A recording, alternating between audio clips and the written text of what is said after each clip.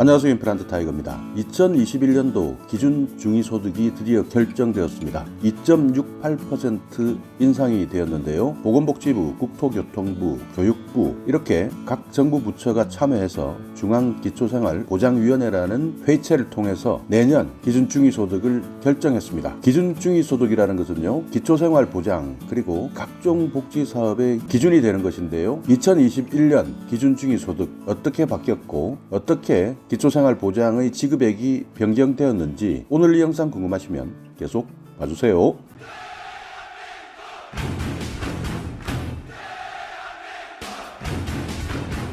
네, 중앙생활보장위원회에서 2021년 기준 중위소득을 결정했습니다. 2.68% 인상이 되었는데요. 보도자료를 보면서 설명드리겠습니다. 자, 여기 보시듯이 4인 가구 기준 생계급여는 142만 5천원에서 146만 3천원, 주거급여는 41만 5천원에서 48만원, 서울을 기준으로 한다 적혀 있고요. 1, 2인 가구 보장 수준도 단계적으로 강화하겠다 이렇게 밝혔네요. 중앙생활보장위원회는 기초생활보장의 주요 정책을 심의하고 의결하는 정부위원회입니다. 보건복지부 장관이 위원장이고요. 관계부처의 차관 그리고 각급 전문가, 공익위원 이렇게 구성이 되어 있는데요. 여러분께서 궁금하실 것 같아서요. 한번 보시면 당연직으로 보시면은 보건복지부 장관 이분이 위원장이 되고요. 국토교통부 1차관이 당연직, 그리고 교육부 차관, 기획재정부 제2차관, 행정안전부 차관, 고용노동부 차관 이런 분들이 당연직으로 소속이 되어 있고요. 전문가, 공익위원 이렇게 해서 10분이 위원으로 활동하고 있습니다. 그러니까 기준중위소득이라는 것이 기초생활보장의 기준이 된다는 것인데요. 여기에는 의료급여, 생계급여, 주거급여, 교육급여 이런 식으로 교육부, 국토부, 보건복지부, 행정안전부 이런 모든 정부 부처가 통합해서 이 내용을 결정할 수밖에 없는 구조이기 때문에요. 이렇게 각급 전문가, 각급 관계부처, 공익위원 이렇게 위원으로 활동하는 것입니다. 다시 보도 자료로 돌아와서요. 2021년도 기준 중위소득은 4인 가구 기준으로 해서 2.68% 인상되었다. 그래서 487만 6,290원으로 결정되었다 이렇게 밝히고 있습니다. 기준 중위소득은요, 국민 가구 소득의 중간값이다 이렇게 이야기하는데요. 그러니까 국민 가구 소득의 평균값은 아닙니다. 왜냐하면 여러분께서 아시듯이 삼성의 이재용 부회장이 버는 소득과 그리고 소득이 하나도 없으신 소득이 영원인 분들도 계실 텐데요. 이런 모든 대한민국 국민이 버는 금액을 다 합쳐서 우리나라 국민의 숫자로 나눈다면 그 평균값은 상당히 높아질 수밖에 없는 것이죠. 그렇게 되면 실제 기초생활을 보장받는 분들을 선정하기가 매우 까다로워집니다. 그래서 순서라고 생각하시면 됩니다. 등수라고 생각하셔도 되고요. 우리나라의 인구가 100명이다 라고 생각하신다면 49등, 50등, 51등 여기에 계시는 분, 50등과 51등 여기에 계시는 분들을 중위소득 100%다 이렇게 생각을 하셔야 이해하시기가 편리하실 텐데요. 어떤 분들은 평균값이다 해서 모든 국민이 벌어들이는 한 해 평균 소득의 인구수를 나누는 것이 기준 중위소득이다 라고 착각하시는 분들도 계시는데요. 평균값이 아닌 중간값, 그러니까 중간 등수다. 50등, 51등에 더 계시는 우리나라 국민의 소득을 기준 중위소득이라고 이야기합니다. 이것은요, 2020년 올해 현재 기초생활보장제도를 비롯해서 12개 부처 73개 복지사업의 수급자 선정 기준에 활용하고 있습니다. 자, 그러면 여기에서 73개 복지사업의 수급자 선정 기준 어떤 것이 있는지 잠시 보고 가시겠습니다. 자, 여기 보시면요, 고용노동부에서는 산재 근로자나 근로자 생활안정자금을 대부해 줄 때 청년구직활동 지원금, 취업성공 패키지, 해외 취업 지원 이럴 때도 이 기준중위소득을 활용하고요. 교육부에서는요, 고등학생 학비 지원, 국가장학금, 급식비, 교육급여, 방과후 학교 자유수강권, 평생교육 바우처, 한부모 가족 교육비 지원 여기에도 기준중위소득을 활용합니다. 국가보훈처에서도요, 유공자를 선정할 때, 보훈요양원을 이용할 때, 장기요양급여를 지급할 때 사용하고요. 국토교통부에서는 주거급여, 문체부에서는 예술인 창작준비금 지원, 법무부에서는 파산이나 개인회생, 법률구조제도, 그리고 보건복지부에서는 기초생활 중에 생계급여, 의료급여, 그리고 북한 이탈 주민이나 무형문화재 국가유공자, 고위험 임산부, 긴급복지, 난임부부 시술비, 노인의 눈을 검진하고 개안수술, 미숙아 및 선천성 이상아 등 영유아 의료비 지원, 발달 재활 서비스 이런 곳이 있고요. 산모나 신생아, 선천성 난청, 언어발달 지원, 희망키움 통장, 장애인 거주시설, 장애인 자립자금 대여, 저소득층 기저귀, 치매 검진 지원, 희귀질환 이렇게 많은 분야에서 활용이 되고요. 산림청에서도 공공산림이나 산림서비스 도우미를 선정할 때 산림지에 일자리를 마련할 때도 활용하고요. 여성가족부에서도 가정폭력이나 청소년 한부모 자립지원, 해양수산부에서는 어촌가사 도우미를 지원할 때, 행정안전부에서는 지역공동체 일자리 최근에 많이 모집하고 있는 이런 지역공동체 일자리 사업에도 활용을 하고요. 환경부에서는 성면피해 구제급여 이렇게 많은 분야의 기준중위소득을 활용하고 있습니다. 그러니까 이 기준중위소득이라는 것이 한번 결정되면 2021년 전체, 내년 전체를 적용하다 보니까요. 정말 중요한 기준이 되는 것이죠.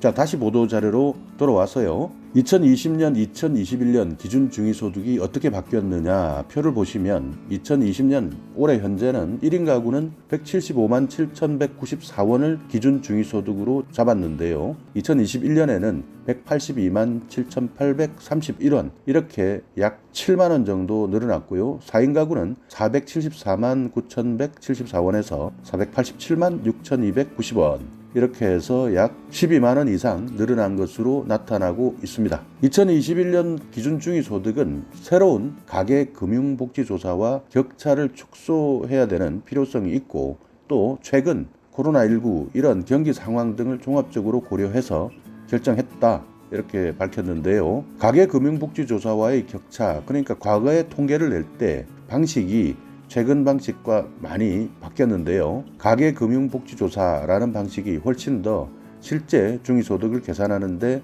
현실성이 있고 국민소득을 반영하는데 가깝다라고 판단해서 최근에 통계조사 방식이 바뀌었습니다. 그래서 이 통계조사를 해보니 2018년을 기준으로 해서 기존의 통계를 통해서 결정했던 중위소득이 452만 원이었다면요. 가계금융복지조사 방식으로 해서 중위소득을 환산을 해보니 508만 원 이렇게 약 50만 원 이상이 차이가 났었는데요. 이러다 보니 실제 벌어들이고 있는 국민의 소득을 반영하지 못한다라는 의견들이 많았기 때문에 올해부터는 조사 방식을 가계금융복지조사 방식으로 바꾸었습니다. 그래서요, 가계금융복지조사와의 격차가 2026년까지는 6년에 걸쳐서 매년 격차를 해소할 예정이다 이렇게 밝히고 있는 것이죠. 가구 균등화 지수도 변경을 하는데요. 가구 균등화 지수라는 것은요. 공동생활을 할 때 비용 절약으로 인한 규모의 경제를 고려해서 가구 구성이 서로 다른 소득과 지출 수준을 비교하기 위한 지수이다. 그러니까 이게 조금 헷갈리실 텐데요. 만약에 1인 가구가 100만 원을 벌고 4인 가구가 한 사람당 100만 원을 번다라고 한다면 그 가구의 경제 수준이 똑같다고 비교를 할 수가 없겠죠. 그러니까 1인 가구가 100만 원을 벌 때 들어가고 있는 비용이 예를 들면 냉장고도 있어야 되죠. 밥솥도 있어야 되죠. 세탁기도 있어야 되죠. 그러나 4인 가구는 세탁기도 한 대밖에 필요 없고 냉장고도 한 대밖에 필요 없고 공동생활을 할 때 들어가는 비용이 절약이 될 수밖에 없습니다. 그러면 결국 1인 가구는 훨씬 더 많은 비용을 지불하면서 같은 소득을 벌지만 결국 생활의 수준이 낮아질 수밖에 없는데요. 이런 것을 비교할 수 있는 모델을 만들겠다 하는 것이 가구 균등화 지수입니다. 기초생활보장이나 각종 복지 혜택을 이야기를 할 때 가구별로 지원을 하고 있는데요. 이럴 때 활용하기 위한 지수입니다. 가구 균등화 지수, 가구별로 다른 수준을 100% 맞출 수는 없지만 비슷하게 맞춰서 복지의 형평성을 맞추겠다 할 때 활용하기 위한 지수이죠. 4인 가구를 1로 볼 때 1인 가구는 기존에는 0.37% 적용을 했던 것을 0.4 어느 정도 인상을 했다는 것이고요. 2인 가구도 0.63에서 0.65로 인상을 했고요. 3인도 0.815에서 0.827. 그런데 5인 가구와 6인 가구를 보시면요. 5인 가구부터는 줄어들죠. 6인 가구도 조금 줄어드는 것입니다. 이렇게 해서 앞으로 우리나라에 닥치고 있는 1인 가구, 2인 가구, 3인 가구의 실태를 반영하겠다는 뜻이죠. 4인 가구 대비 1인 가구의 가구 균등화 지수를 인상하면 1인 가구의 기준 중위소득이 인상되는 효과가 있다. 복지 혜택을 넓히겠다, 현실화시키겠다라는 뜻으로 이해하시면 됩니다. 각 급여별 선정 기준, 최저 보장 수준도 확정했다. 라고 밝히고 있습니다. 생계급여는 30%,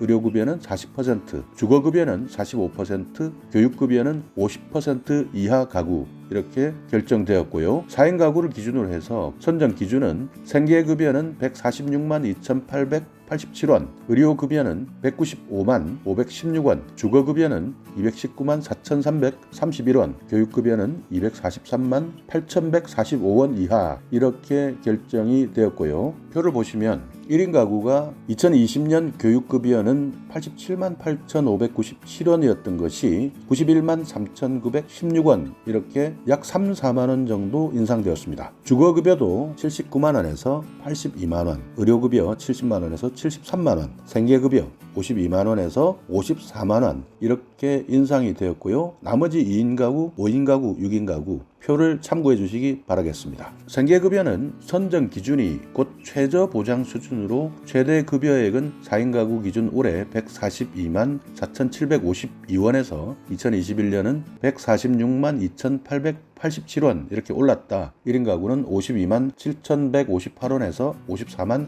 8,349원으로 올랐다. 각 가구별 실제 지원되는 생계급여액은 선정 기준액에서 해당 가구의 소득 인정액을 차감한 금액이다.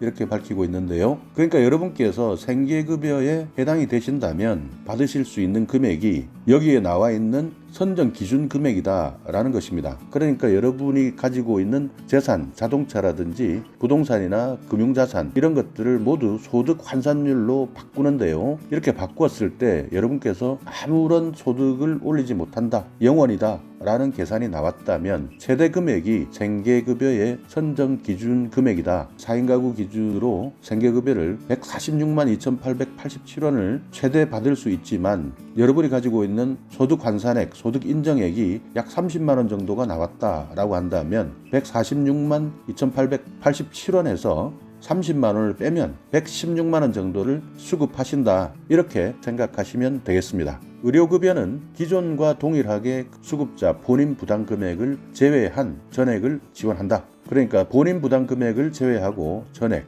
아무리 금액이 많아도 모든 금액을 지원하겠다. 이렇게 밝히고 있습니다. 의료급여는 건강보험 보장성 확대 계획과 연계하고 필수 의료 서비스를 중심으로 해서 보장성을 단계적으로 확대할 계획이다. 올해는 자궁 난소 초음파, 그리고 안과 유방 초음파, 중증 화상, 필수적 수술, 처치에 필요한 비급여 행위 및 치료 제로도 급여화를 추진하겠다. 그러니까 정부에서 지원해 주겠다. 이렇게 예정하고 있고요. 앞으로 추가적인 초음파, MRI 항목에 대해서도 질환이나 정책 대상별로 우선순위를 반영해서 단계적으로 지원하겠다. 이렇게 계획하고 있습니다. 본인 부담 비용은 표에 보시듯이요. 1차 의원에서는 입원은 본인 부담 비용이 없고요. 외래는 1,000원. 2종에서는 입원은 10%, 외래는 1,000원.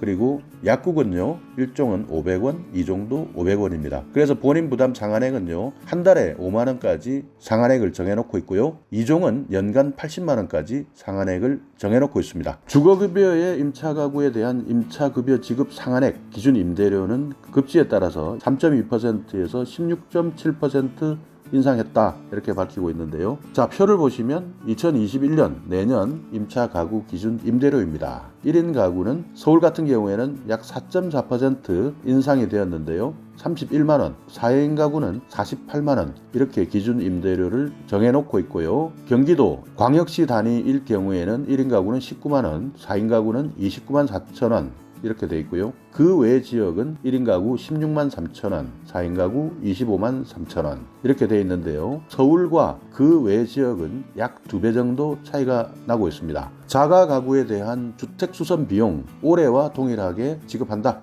이렇게 밝히고 있습니다. 보수 한도액을 보시면요. 경보수, 중보수, 대보수 이것은 주기별로 연도별로 나누고 있는 것인데요. 대보수 주기 7년 수선비용 1,241만원까지 지원받을 수가 있습니다. 교육급여는요, 최근에 감염병 사태 때문에 교육의 환경이 많이 바뀌었는데요. 이렇기 때문에 학생 개개인이 자율적으로 활용할 수 있는 교육활동 지원비로 통합 지원한다. 이런 방식으로 변경되었습니다. 2020년과 비교해 봤을 때 초등학생은 38.8%, 중학생은 27.5%, 고등학생은 6.1%를 각각 인상하기로 했습니다. 표에 보시면요. 2020년에는 급여 항목 자체가 부교재비, 학용품비 이렇게 나와 있던 것을 급여 항목을 교육활동지원비 이렇게 통합했습니다. 그래서 초등학생 28만 6천 원, 중학생 37만 6천 원, 고등학생 44만 8천 원. 2020년과 대비하면 초등학생은 약 40%에 육박하게 인상이 되었고요.